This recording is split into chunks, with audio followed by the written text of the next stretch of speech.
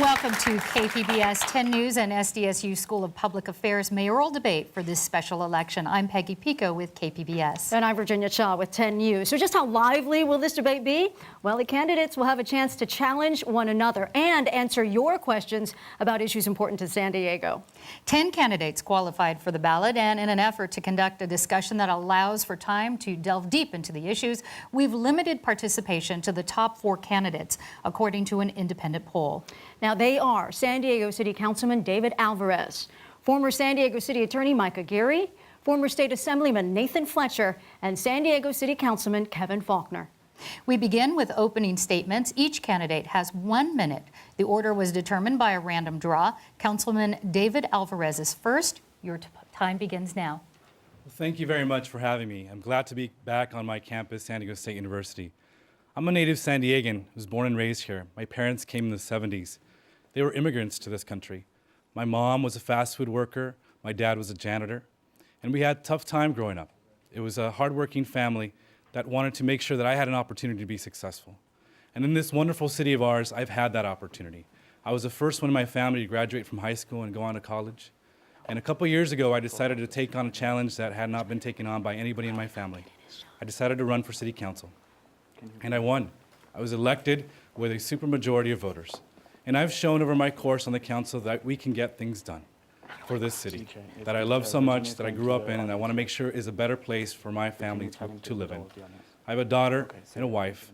We're raising our family here in San Diego because we love this city.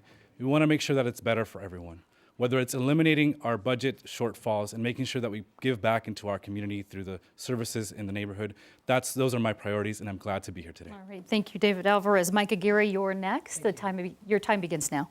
This election is about more than money and power.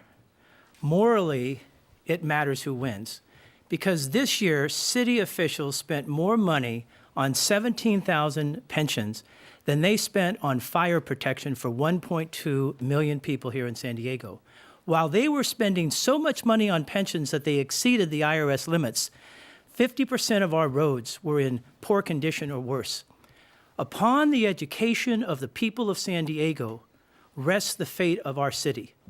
Their ability to understand these facts is critical to our survival. As the 36th mayor of San Diego, we will issue unemployment bonds that will pay our workers to repair our streets and repair our sidewalks. We will get our libraries and our rec centers open. And as the mayor of San Diego, I will be committed always to serve the greatest good for the greatest number of San Diegans. Thank you for letting me participate. Thank you. And Nathan, you're next. Thank you for having us. I want to thank all the students who are here. The future of our city really is built upon our youth, and to see you actively engaged in politics and following the race is really encouraging. You know, I want to be your mayor for 2 reasons. I want to be the mayor that rebuilds a city, that invests in our neighborhood, that makes sure our communities are safe, make sure that our streets are smooth. And the second thing I want to do is be the mayor that gets us moving forward with good-paying jobs. We put out a jobs plan to create 130,000 good-paying jobs by 2020, and I'll be held accountable for that. But that requires a mayor that knows how to get things done. I showed that in the State Assembly where we passed Chelsea's Law. And it requires a mayor who knows hard work. I've worked hard my whole life. I grew up in a working-class family. I was a janitor early in the morning before school and high school. I was the first in my family to go to college on a scholarship. I drove forklifts all the way through. I served in the Marines. I answered my country's call for service after September 11th and deployed and fought in a war. I served in the state legislature, and in the last year in Qualcomm, I've put all of that to work. I'm ready to be your mayor. I'm excited to be here to talk about the future. Thank you. Thank you. And Kevin Faulconer, you have 1 minute. I believe San Diego's best days are ahead because we've turned our city around before. I was elected 7 years ago after the last mayoral resignation left our city reeling. And I've worked every day since then to restore our city's finances and our credibility. I was proud to be part of the bipartisan effort that led to the resignation of Bob Filner. We had made so much progress, but in many ways, Bob Filner halted that progress and reversed it. I'm running for mayor to finish the job. I have the experience of bringing people together, and I have the leadership that's ready to go on day one. And most importantly, you can trust me to continue to move forward on the reforms that we've all worked so hard together to make sure that those tax dollars are reinvested into our neighborhoods, particularly our underserved neighborhoods, so we can fix our streets, our sidewalks, put more police officers on the street.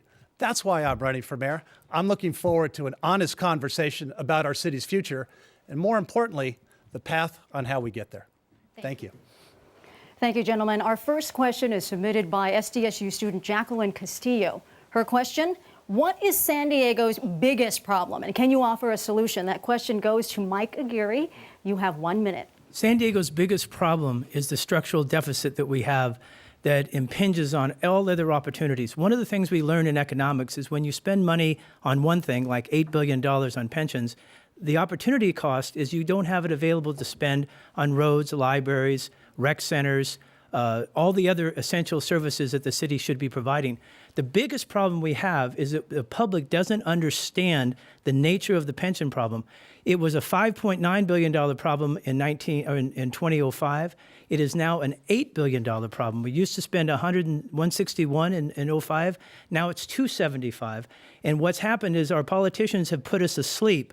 They've passed out the tranquilizers, they've passed out the pablum, and they've put us to sleep. And now the problem has crept back up, and we need to have a public that fully understands that and holds all the candidates accountable for answers that will actually work and move our city forward.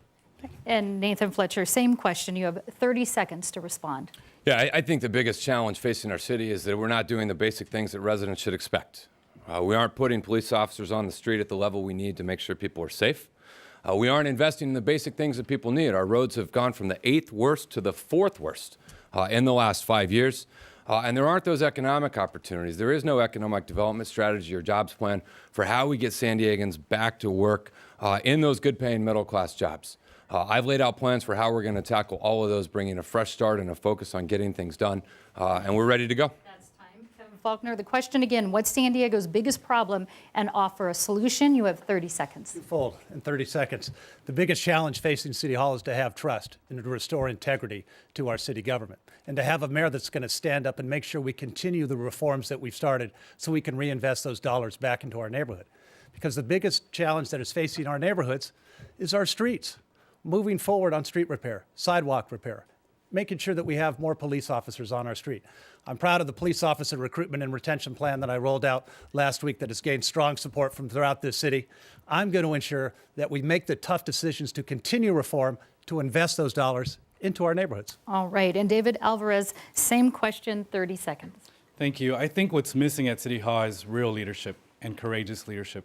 To say no when it's time to say no, like I did when we were giving away taxpayer money for big downtown projects. That's what the city has been about. It's not been about neighborhoods, and that's why our neighborhoods are falling apart the way they are. We're moving forward. We made some cuts that were smart to ensure that we are investing in our neighborhoods more than ever before. But this city has not had that type of leadership. That's what I've brought, and that's the experience that I have. All right, and back to you, Mike Aguirre. You have 30 seconds to rebut anything that your fellow candidates have said, if you would like. It's true that the downtown interests have received benefits, but they pale in comparison to the pension. For example, in 2007, we spent $18.3 million on roads and $162 on pension. In 2008, we spent $23.9 on roads, $137 million on pensions. In 2012, we spent $59 million on roads and $231 on pensions. The pension problem has us in a stranglehold. And until we get everyone back to the table to All right, it's time. He kind of right there, leaving us dangling. Now, we are going to move on. Thank you. One of Bob Filner's biggest priorities was to empower neighborhoods. My question's to you. Do you agree with this approach? And if not, what is your plan? We begin with Nathan Fletcher. You have 1 minute. I want to give Mike credit. When that light goes red, he's like a tweet. He runs out of characters and he's done. No, I think that was the right conversation. And I think it's a conversation we need to have with all San Diegans who have been left behind.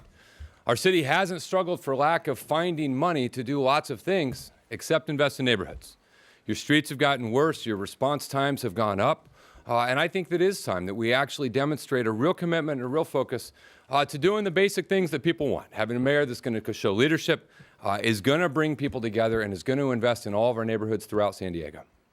Kevin Faulconer, your 30-second response. Yeah, one of the biggest travesties of the Faulconer administration was he skipped putting money back into our neighborhoods.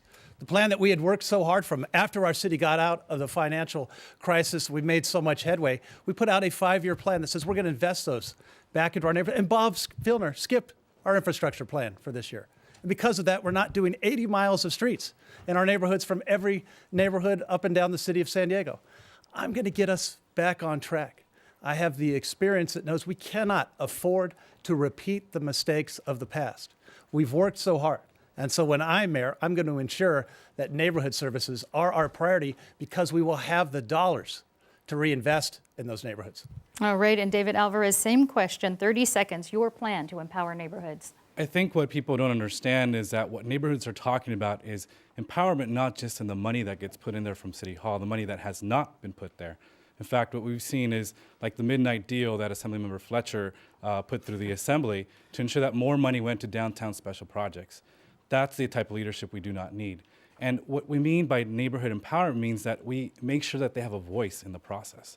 That's the part that's missing. And how do we get back into the communities to give them a chance to be successful with resources? All right, and that's time. Mike Aguirre, your 30-second response. And when I say neighborhoods, I mean the rec centers, the libraries, the roads, the sidewalks. We spent $216 million on libraries, roads, and rec centers this year. We spent $275 million on pension, $60 million more for pension. And that is the problem. When people say that they're going to do something about the neighborhoods or that they don't want to spend money on the neighborhoods, you have to spend money on the neighborhoods. You have to keep up your roads. You have to keep the rec centers open. You have to keep the libraries open in order to deliver. To deliver right on time. Deliver. Nathan Deliver. Fletcher, back to you with your 30 seconds to rebut anything from your other candidates. That was very good. Again, Mike, so if you want a candidate who's about pensions, vote for Mike, because he's going to work it in every answer. If you want someone who's about neighborhoods and who's about good jobs, then vote for me, because the status quo is failing.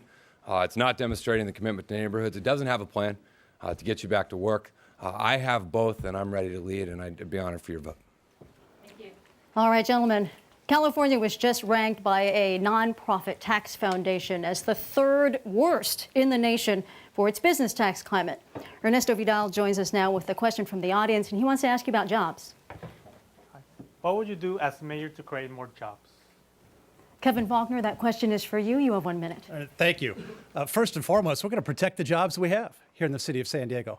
I've been out front and vocal on standing up, particularly in these last several weeks, for our ship repair industry and the jobs that those jobs mean at the Port of San Diego.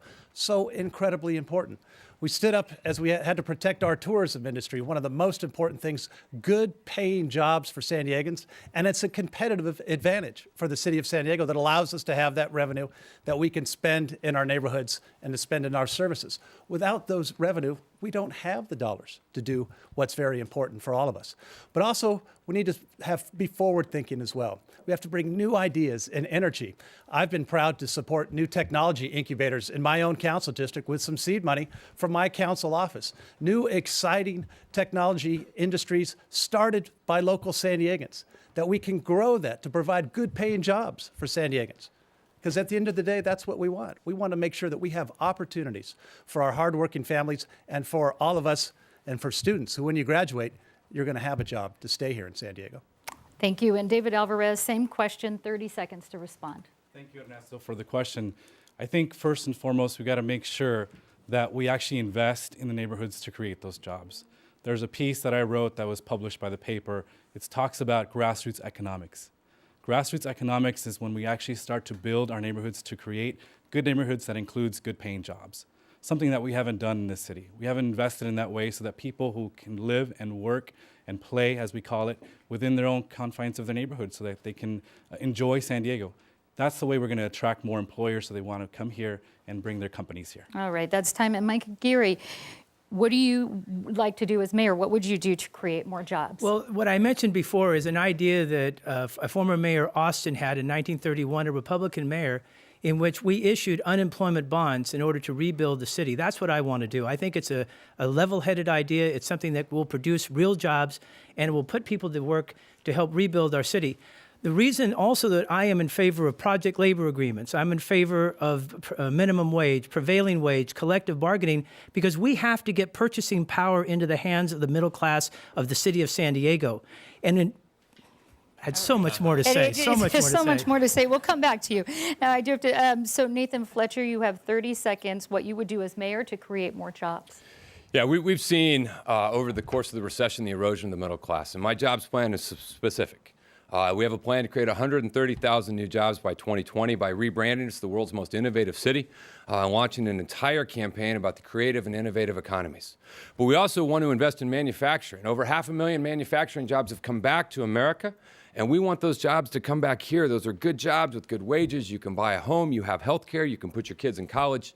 So we want to invent the idea, we want to make the product manufacturing, and then we want to sell it to the rest of the world through our export plan. That is time. Kevin Faulconer, you have 30 seconds for rebuttal to what the other candidates have said. Things we have to do at the city is do a better job of creating the bureaucracy.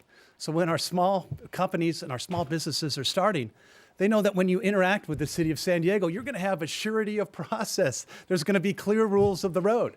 We don't have that right now in the city of San Diego. And time is money, particularly for our startup businesses. Having been on the council for a number of years and chairing the city's audit committee, I'm going to make it a priority to ensure that we are changing the way we do business, to bringing those performance standards so we can be successful. Now, many people were excited by Bob Filner's promise of transparency at City Hall. The question to you, starting with David Alvarez, is what will you do as mayor to ensure that your office has an open government policy? You have 1 minute. Well, you know, we actually, unfortunately, did not have real transparency, even though that was a commitment. We've seen a lot of things that were getting done that weren't actually open to the public. And so I have the proud support of Donna Fry, who was, during the very darkest moments of City Hall over the last decade, has been the only light, making sure that people actually have access to government. So transparency goes beyond making sure that Public Records Act requests get responded to from the public. It also makes sure that we are responding to the needs of the public and making sure that we are going out to the public. One thing that I've done, which is what I'll continue to do, is I make sure that people have access to me. I have office hours every month. Since I started in office 3 years ago, people come and talk to me, they present their problems, we work through them, we get things done. That's the type of leadership we need when it comes to open and transparent government in the city. And again, I'm proud to have Donna Fry's endorsement to do that. All right, thank you. Mike Aguirre, your response? Yes, early in my term as city attorney, the media actually gave me an award. They didn't give me too many towards the end, but they gave me an award because they called it the Light Award because of the work that I did to open up city government. I opened up the closed sessions and released those relating to the pension. I wrote a legal opinion that made the council members and the mayor turn over their calendars. I believe that all of the messaging that goes on during the course of city council meetings should be made public. I will be the most transparent mayor that we've ever had in the history of the city, and I have a record. All right, we will talk about that record later. I want to see who's holding that 30 seconds. Nathan Fletcher. Mike, you get my award for most interesting. Exactly. You always get my award for most interesting. I'm ready to accept your endorsement if you want. You know, if I'm the mayor, you're not going to need a lobbyist to get a meeting at City Hall. I'm going to also have regular office hours like I did when I was in the Assembly. I went out into every neighborhood, and I did town halls, and I think folks expect that out of it. You know, there's something different about a mayor.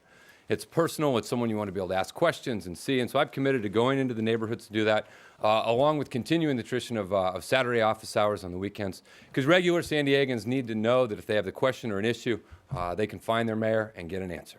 All right, and Kevin Faulconer, 30 seconds. Yeah, and something that David and I have been working very closely on is to make sure that the data is online, searchable on the city's website. So any San Diegan wants information, and it's not just about, obviously, members of the media and reporters who deserve it, but also your average San Diegan. So we're making a real push to make our government more open and transparent. But it also comes down to the individual. And as mayor, you have to be open with people and say what's on your mind. And when I'm mayor, as you know, based upon my time on the council, you'll know where I stand And on that issues. is your time. Thank you, David Alvarez. You have 30 seconds for rebuttal. Thank you. And I think politicians like to make promises. And I'm not about promises, I'm about actions and the things that I've actually done. So I've hosted office hours. I've allowed people to come and meet with me every month to make sure that we address their problems. My staff actually walks door to door. Anybody who lives in my council district has experienced that, to see what the problems are in that neighborhood to make sure we address them. We need someone who's proactive, who's actually done that, not someone who's just going to make pledges and promises and probably will not fulfill them. All right, and according to a recent study, San Diego's roads are the fourth worst in the nation, and drivers here pay about $750 in additional operating cost each year because of the bad roads. And it's not uncommon, of course, to drive on flooded city streets after a water main breaks. What is your plan to repair San Diego's crumbling infrastructure, and why are you better suited to get the job done than the other candidates? Mike Aguirre, we start with you. Well, first, I recognize under Charter Section 26.1 that the mayor has the same obligation to maintain the roads as to maintain the pension. That's the biggest difference. And what that means is that we are going to pay the $160 million, not by borrowing it over 40 years, but we're going to pay the $160 million we need each year to maintain the roads so they don't get any worse. That's the minimum amount that we have to pay.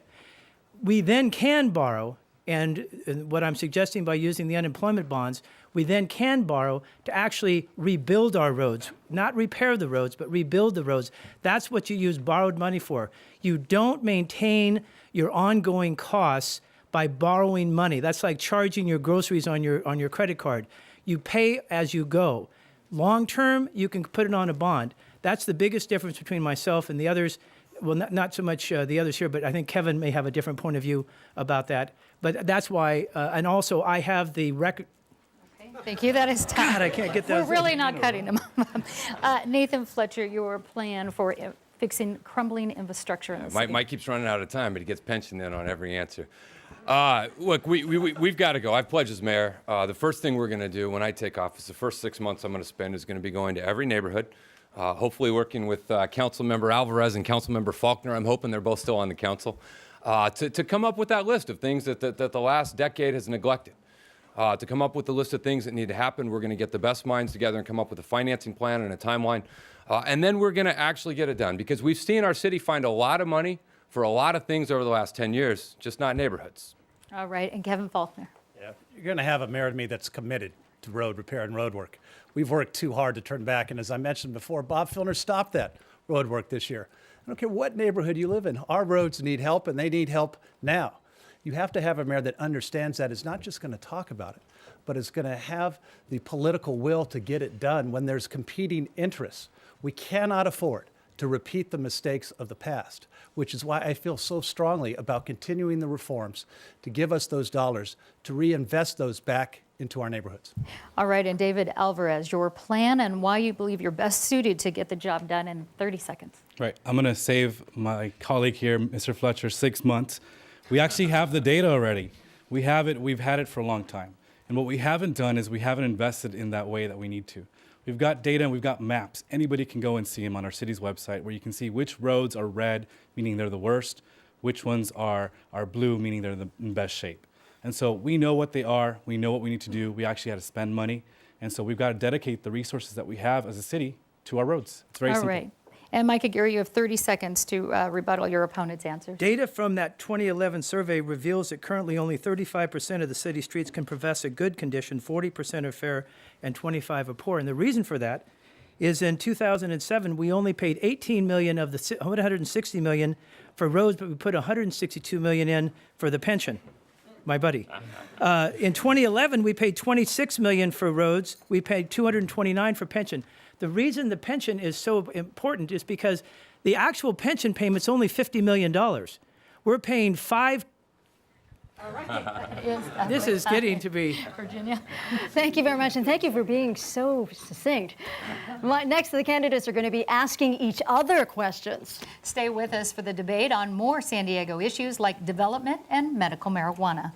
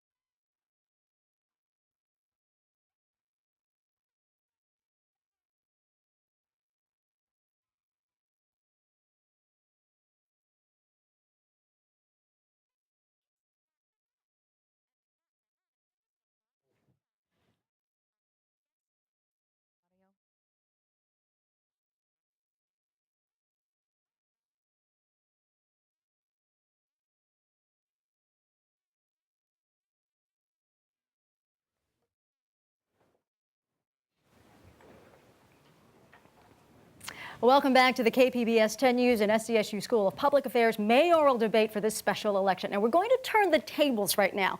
Each candidate will have a chance to ask any other candidate on the stage a question. Gentlemen, you will have 30 seconds, up to 30 seconds to ask your question and up to 30 seconds to answer. Nathan Fletcher, we're going to begin with you. You have 30 seconds. Yeah, Kevin, my question's for you. Last week we had a public safety debate and we talked about how the number of officers has gone down. In fact, over the last 2 years, 37,000 times response times have been late for 911. You've been in City Hall for about a decade and they've found a lot of money for a lot of things. Looking back, do you wish there had been more attention to making sure our residents are safe? Because the reality is they're less safe today than they were 7 years ago. You know, Nathan, I'm not quite sure if you understand what we've been doing for the last 7 years at City Hall. And while you were up in Sacramento doing whatever it is you were doing, we were getting our city out of one of the biggest morasses of financial problems that we'd ever have. And we were working every single day to get us out of that changes so we can get to the point, Nathan, where we're able to start investing some of those dollars into our neighborhoods, into our police department, which is why one of the first things that I've come out with is our police officer recruitment and retention plan. We got to that because we made tough decisions, Nathan. I stood up and made those tough decisions, and as mayor, And you have that to be is able to make those tough time. decisions. But the good news, and that is time. But the good news is now, this time, Kevin Faulconer, I know you weren't finished. You have 30 seconds to ask a question of someone else. Yeah. Very good. I actually have a question for Nathan. So Nathan, when you switched parties the first time, you said you weren't going to change your ideals or principles. Sure. And yet, as we've come out and you switched parties again, one of the strongest things that I feel strongly about that I have never wavered on is pension reform. Sure. And now you've changed your mind on pension reform. How can voters trust you to stand up for not only this, but other issues? Right. You don't change your mind if things are politically convenient. Voters can trust, Kevin, and they know that I'm going to always do what I believe is right for the city of San Diego. And they can trust that I'm going to look out for them. And so the answer that you just gave said that you didn't have the money, but the reality is you found tens of millions of dollars for a tourism marketing district. You found hundreds of millions of dollars for a convention center. You found lots of money for downtown projects. It wasn't that you didn't have the money over the course of the last decade. It's that your priorities were wrong. And my priority, regardless of party, is always going to be doing the right thing for the residents of this city. And that means public safety comes first, then neighborhoods, then jobs. And I'm proud of my track record of actually getting things done, and I'll continue that as mayor. I have to step in. David Alvarez, it's your turn to ask a question. You have 30 seconds. Finding a little change.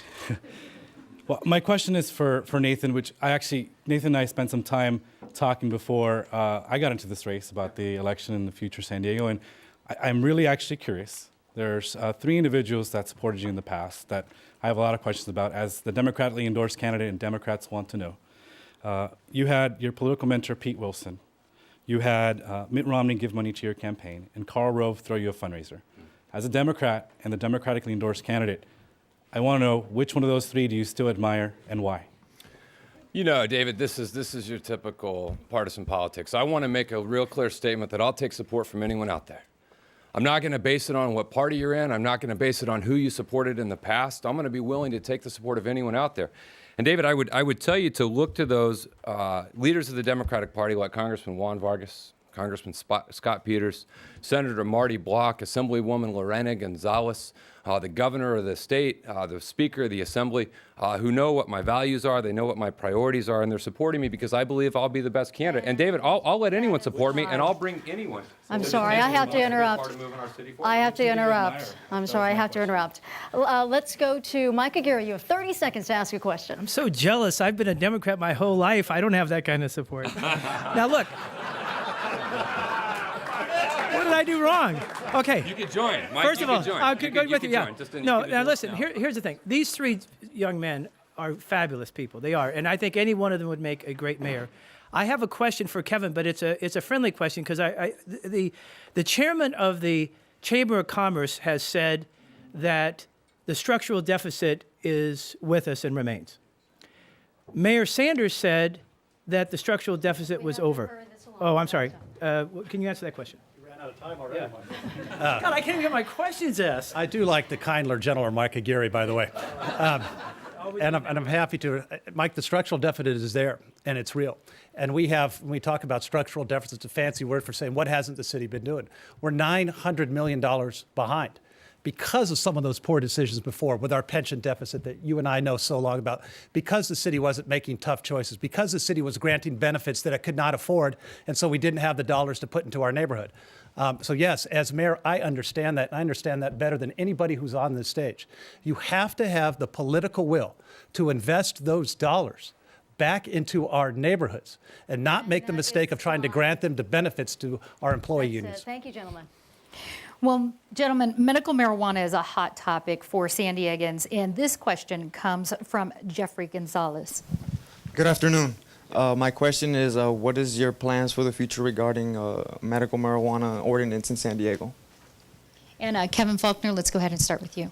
Yeah, thank you. We spent a lot of work on a medical marijuana ordinance, and I did myself as well, with the goal that we needed safe access, to provide access to those people that need that help, but also with a clear vision and goal that we were going to protect our neighborhoods and protect our families. So we did not have a dispensary on every single corner, which is what was happening in some neighborhoods of the city of San Diego. So I've been very clear about that we need to, and we came together, and unfortunately, folks opposed that when the council did a lot of work on that. So I'm going to hold my ground and ensure that we provide that access, but I'm going to be equally as strong that says we are not going to pass an ordinance that allows the proliferation of those dispensaries in our neighborhood zones. All right. David Alvarez, you have a 30-second rebuttal. Right. And I oppose that ordinance, and exactly for the reason that my colleague just mentioned.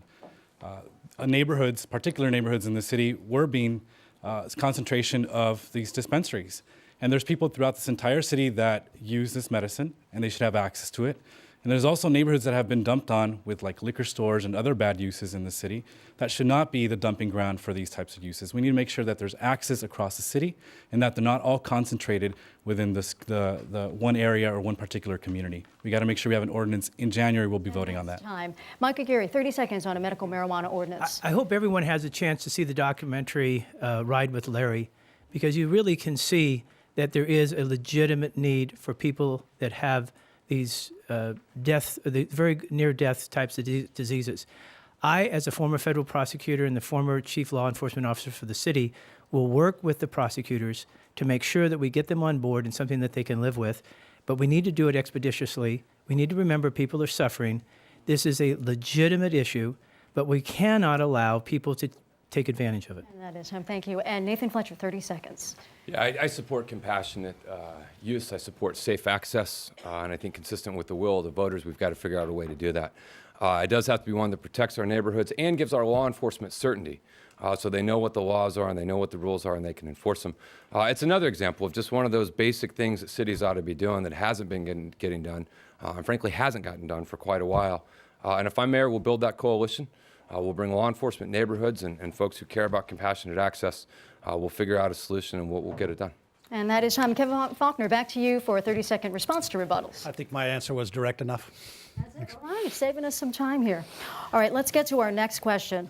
Some have said the Kearny Mesa Sunroad project was the start of Bob Filner's ultimate downfall. Some have criticized the City Council for accommodating the developers of that project.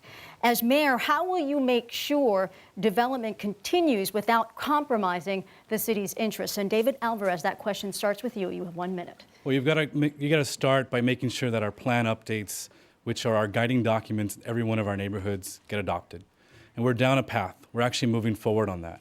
We got to continue down that path. We got to actually reconstitute a planning department in the city of San Diego, which makes sure that we have that guiding document. That was eliminated over the last several years. That was bad policy. I will make sure that that happens under my administration, that we have a strong planning department so that communities can have an opportunity to voice their concerns, to share their thoughts on what their neighborhood should look like, and they can have an actual say so that it's not controlled just by developers, as has been the history of the city. Mike Aguirre, 30 seconds. Yes, we need to remove the Development Services Department. That went to 15 immediately. Okay, or 30. Okay, thank you. Oh, well, no wonder. Okay, so yeah, we need to organize our Development Services Department and remove it from politics. We had a schizophrenic personality when it came to Sunroad. When Jerry Sanders took money from the developer and then used the building department as a sword to shield the developer from the rules of the Department of Transportation because of the unsafe height that they were building to, that was sort of passed over. And that's a real problem, because what we have seen... Thank you.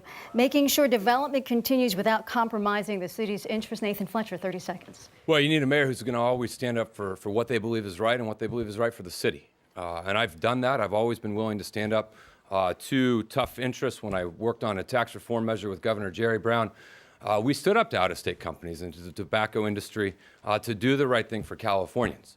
I'll always be someone who's willing to stand up to partisan interest or special interest, and we'll have the real thought of what's right for our city and what's best for them as my guiding principle moving us forward. And Kevin Faulconer, 30 seconds. Yeah, the actions of Bob Filner in that instance were wrong. There's no place in that for the city of San Diego. You have to make sure that we have clear rules of the road, and the rules are followed equally for everyone, whether you're doing a large project or you're doing a small home addition. There's no room for that type of pay-to-play attitude that we saw under the Filner administration. I will not allow that when I'm mayor of the city of San Diego. We are going to move forward and treat everyone fairly, and as I also mentioned before, clear and concise rules of the road that everyone will understand. The city of San Diego is open for That's business. his time. And David Alvarez, 30 seconds to make one more response to that.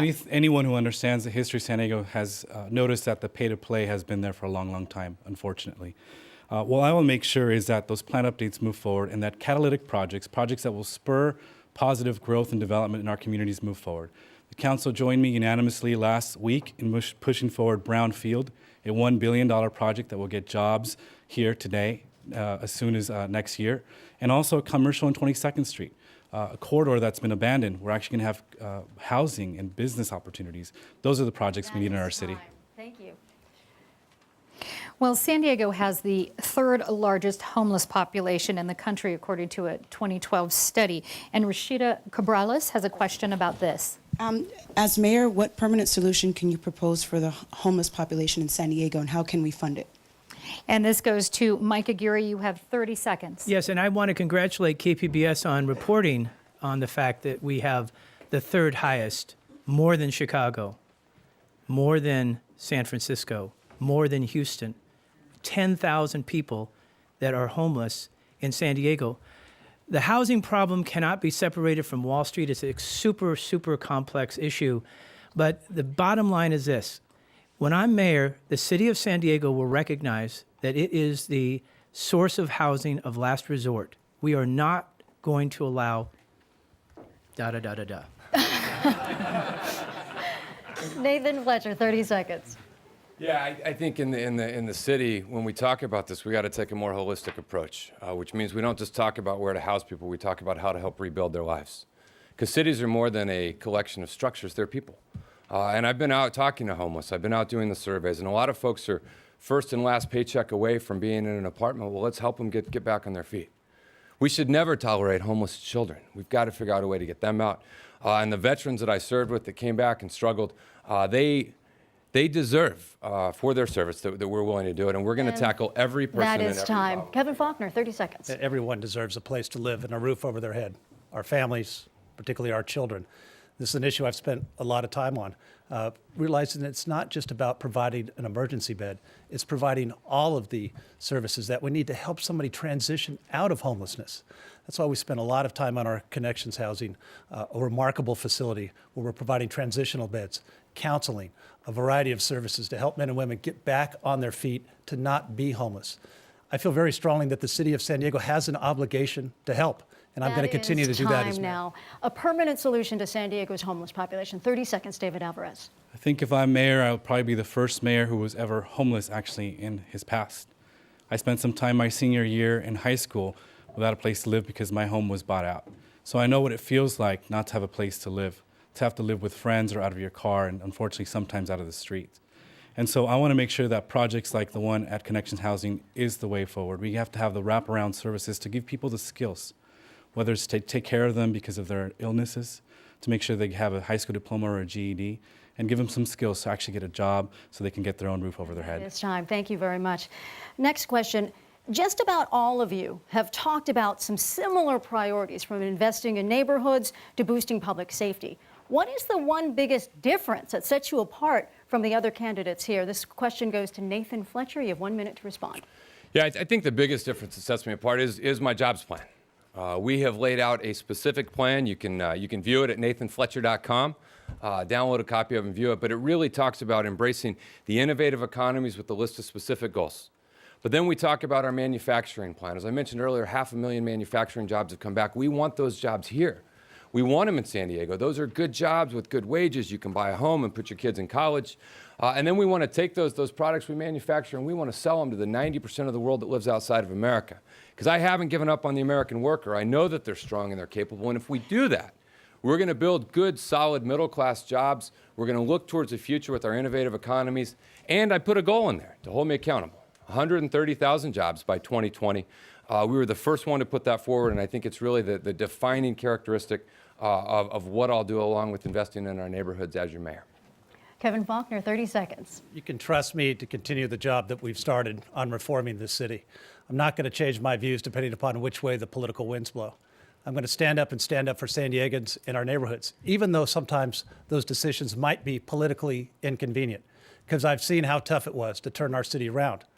I'm not going to allow us to go backward. All of us have come too far. And so I'm going to ensure we're spending our dollars and making it a priority. We're not going to treat every single employee group the same. We talked about police officers last time. I will not support Me Too provision, so-called, where one group gets different. That is time. David Alvarez, the biggest difference between you and the other candidates, 30 seconds. The biggest difference is my experience as a native San Diegan, as a champion for neighborhoods all my life before I was elected, and as a council member.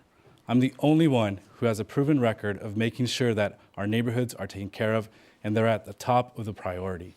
To make sure we have investments in the neighborhoods, not only with what the city funds that we have, but also with the funds that are available through state and federal agencies to ensure that we have investment and that we have public-private partnerships so that we can create jobs.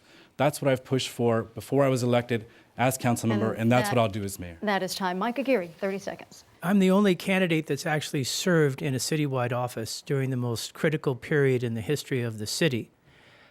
As the city attorney, I stood up for the people of San Diego, and I put your interests ahead of mine. I didn't play the game. I didn't take a pension. I did what was right every single day. I always asked myself the one question, and that was, what is in the long-term best interest of the people of San Diego? I united people like they had never been united before. Unfortunately, it was against me. And unfortunately, you've run out of time, too. I'm done. Nathan Fletcher, 30 seconds to respond. You know, I think my experience also sets me apart.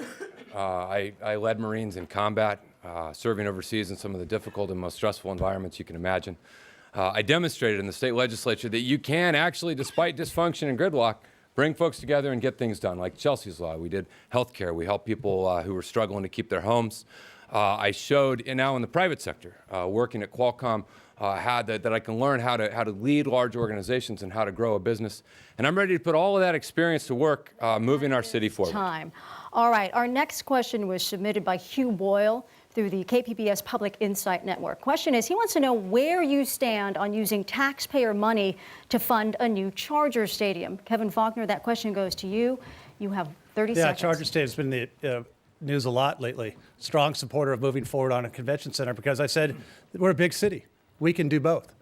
I'm less concerned about a location of a new Charger Stadium, but I'm most concerned that any potential plan has to protect taxpayers. And as somebody who spent his time at city government, not only as the council, but chairman of the city's audit committee, I know firsthand that any proposal that comes forward, the number 1, 2, and 3 priority is going to be, does it make sense for taxpayers? That's how I will approach this. That is time. Let's go to David Alvarez, 30 seconds. The only way to protect taxpayers is to not to use taxpayer money to pay for a Charger stadium. That's the only way, and that's my position. We cannot use subsidies from our city when that money is supposed to be going into our neighborhoods. And what we've seen in the history of the city is that we're paying about $12 million for Petco Park out of general fund money that could pay for our libraries and our parks and our police, $3 million for the expansion of Convention Center, the current one, another $2 million for the previous one. You keep adding on to that, we're going to run out of money to actually give to our neighborhoods. And so that's my position. It's very clear. That's time. Mike Aguirre, using taxpayer money to build a new Charger stadium, 30 seconds. Sundays are family days when the Chargers play, and they're important to thousands and thousands of San Diegans. I have not always been completely supportive of the Chargers' plans, But I do support the proposal that Mr. Fabiani has made about submitting both the convention center and the Chargers to a public vote. I think it's a very courageous act on the part of the Chargers. Jack Murphy Stadium was a mixed-use facility. The case has not been completely made for the convention center, so that they have to have only the... You got the idea. Yeah, thank you. Nathan Fletcher, 30 seconds. Yeah, if you live in a neighborhood that doesn't have a sidewalk or a streetlight, you don't understand how every conversation's about a stadium. I think there's a way to work it out. As a country, we put a man on the moon. I think we can do it, and I think we can do it in a way, if I'm mayor, that doesn't use city general fund dollars. But my highest priority, and the first thing I'm going to do, is what the residents expect. Safe communities, smooth streets, and good jobs. And it's time that we get our priorities focused on those things. Okay, we are now at the end of the question phase. We're going to go to closing statements, and based on random draw, Kevin Faulconer, we're going to begin with you. We have 1 minute. Thank you. Thank you for the opportunity. It's great to be back. Go Aztecs. If the last year has taught us anything, it's that leadership matters. Principles matter. I feel strongly about the great direction that the city can take. If we elect a mayor, it's going to hold true to his principles and values and not change depending upon which way the political winds may blow. I'm very proud of what we've done as a city to help turn us around financially. I'm proud of the work that I've done with our former mayor, Jerry Sanders, on pension reform that will save this city $8 billion. I'm proud of the work I did on the Mission Bay Park Initiative that reinvests those dollars into one of our most treasured assets.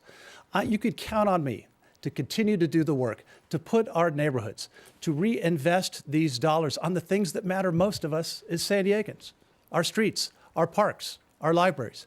You do that, however, if you have the will that says, I'm going to make that a priority and stand up to do what's right. I'm a proud San Diegan. I am a proud Aztec. I cannot wait to be your next mayor. And that is time. Nathan Fletcher, your closing statement, 1 minute. Yeah, if you look at what's going on in Washington, D.C. right now, it's disheartening. It's frustrating. People are retrenched to their corners. There's no focus on solutions. I've always been a leader that's worked hard to bring people together to get things done. I demonstrated that in my time in the Assembly. I demonstrated leadership in the Marine Corps. And even over the course of this campaign, I've shown that we can bring people together. When we rolled out our jobs plan, it was something that rarely is seen. Standing there, we had biotech executives who were supporting me. We had small business owners representing the California Small Business Association who were supporting me. And we had leaders from our labor community. Because at the end of the day, we're all in this together. And we're not going to rebuild our neighborhoods. We're not going to make our communities safe. We're not going to create those good jobs if we don't have a mayor who can bring all of those parties together, who can focus on solutions, who can make sure they have the priorities right, and who can always take a stand for what's in the best interest of the citizens of San Diego. And as your mayor, I will always do that. Thank you. Mike Aguirre, 1 minute. I love San Diego. I love its people, its diversity. My grandfather came here almost 100 years ago. My mom and dad met at the Golden Hill Rec Center. They raised 3 boys. I buried my brother here in San Diego. And I've raised my 2 children. We have had unlimited opportunities, Princeton, Harvard, every conceivable financial reward that is possible only because of what San Diego has given to my family. I have tried to serve the people of San Diego with integrity and purpose and looking at their long-term best interests. I want to be the 36th mayor of San Diego. I'm a little behind in the polls right now, but I'm looking forward to these debates because if we can come with an open mind, I think that I can convince this people of San Diego to entrust me with this awesome responsibility. Thank you very much. And our final closing statement from David Alvarez, 1 minute. Thank you very much. Again, an honor to be here. It's an honor to serve the city as council member. I've had the privilege of working along my colleagues to put forward bipartisan solutions on many of our problems. And we got to continue to do that in the city. However, I am the only one who's endorsed by the Democratic Party. And that makes a difference because our party stands for things that are important to everyone in our society. I want to make sure that we actually invest in our neighborhoods. Right now, 85% of neighborhoods throughout this entire city do not have a place to take their family, a park to take their family to enjoy a Sunday afternoon. We have not invested in the ways that we need to in the city, and I'm making sure every day on my work on the council that we focus on that. And that's what I want to do as your mayor. I want to lead, I want leadership for all of us, not just for select few who have controlled this city's agenda It's time that we retake our neighborhoods, we rebuild our neighborhoods, and we create a San Diego that's fair for all of us. Thank you very much. All right, gentlemen, thank you very much for attending this debate today. This concludes our mayoral debate. We'd like to thank mayoral candidate San Diego City Councilman David Alvarez, former San Diego City Attorney Mike Aguirre, former State Assemblyman Nathan Fletcher, and San Diego City Councilman Kevin Faulconer. Thank you. Thank you. Thank you very much. David? Time to applaud if you want.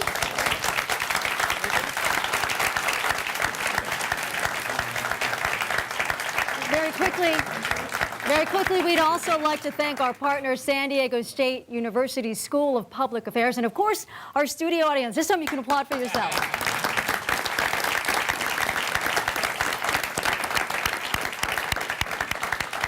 For more on the mayor's race and complete coverage of this special election, please visit kpbs.org/election. For KPBS, I'm Peggy Pico. Also, we have complete election coverage at 10news.com. For 10 News, I'm Virginia Cha. Thank you so much for watching.